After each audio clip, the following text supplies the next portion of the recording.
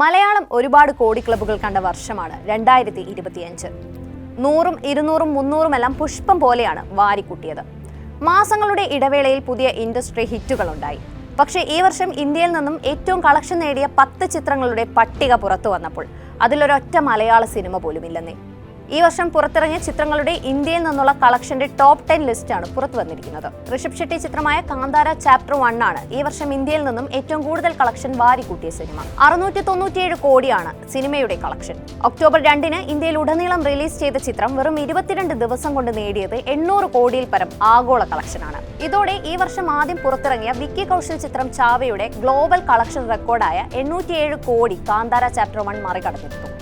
ആഗോള തലത്തിലെന്ന പോലെ ഇന്ത്യയിലും വിക്കി കൗശൽ ചിത്രമായ ചാവയാണ് 2ാം സ്ഥാനത്ത്.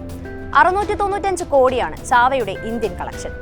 ഛത്രപതി ശിവാജിയുടെ മകനും മറാത്ത രാജാവുമായിരുന്ന സാംഭാജിയുടെ ജീവിതത്തെ ആസ്പദമാക്കിയെടുത്ത ചിത്രം വലിയ ബജറ്റിലായിരുന്നു ഒരുങ്ങിയത്. രശ്മിക മന്ദാന, അക്ഷയ് ഖന്ന, അശുതോഷ് റാണ, ദിവ്യദത്ത, നീൽ ബുബാലം എന്നിവരായിരുന്നു സിനിമയിലെ മറ്റ് പ്രധാന അഭിനേതാക്കൾ.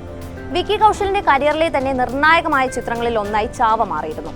സിനിമയുടെ ആശയത്തിനും പ്രൊമോഷൻ രീതികൾക്കുമെതിരെ വിമർശനം ഉയർന്നിരുന്നെങ്കിലും തിയേറ്ററിൽ സിനിമ വിജയിക്കുകയായിരുന്നു. ബോളിവുഡ് ഹിറ്റ് ചിത്രം സയ്യാരയാണ് 3ാം സ്ഥാനത്ത്.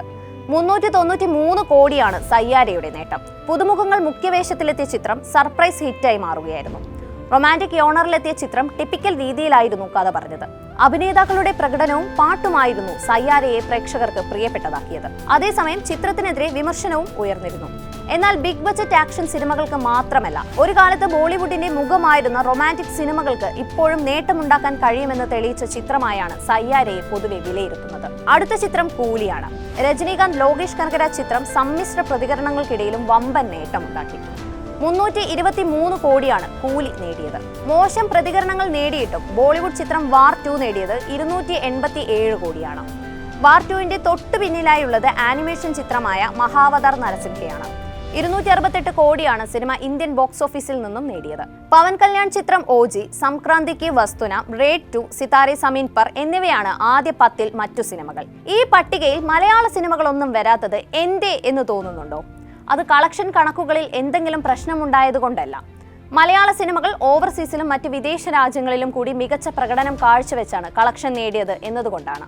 കല്യാണി പ്രിയദർശൻ ചിത്രമായ ലോകയാണ് മലയാളത്തിൽ ഈ വർഷം ഏറ്റവും കൂടുതൽ കളക്ഷൻ നേടിയ സിനിമ. 300 കോടി നേടുന്ന ആദ്യ മലയാള ചിത്രമായി മാറിയ ലോക 63 ദിവസം കൊണ്ട് ഇന്ത്യയിൽ നിന്ന് നേടിയ നെറ്റ് കളക്ഷൻ 156.73 കോടിയാണ്. ഇന്ത്യൻ ഗ്രോസ് ആവട്ടെ 183.67 കോടിയും. ഇവ കൂടാതെ ഒരുപിടി റെക്കോർഡുകളും മോളിവുഡിൽ ലോക സൃഷ്ടിച്ചിരുന്നു.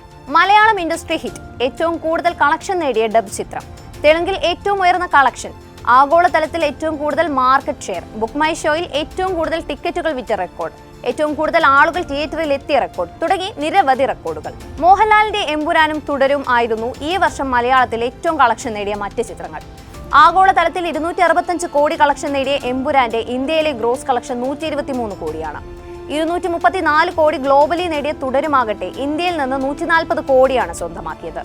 ഈ വർഷത്തെ ഇന്ത്യൻ സിനിമകളുടെ ടോട്ടൽ കളക്ഷൻ പട്ടിക പുറത്തു വരുമ്പോൾ അതിൽ മലയാള സിനിമകൾ ഉണ്ടാകുമെന്ന് ഉറപ്പാണ്. വരും വർഷങ്ങളിൽ ഇന്ത്യൻ ബോക്സ് ഓഫീസിലും മുൻപന്തിയിൽ തന്നെ സ്ഥാനം നേടാൻ മോളിവുഡിന് കഴിയട്ടെ.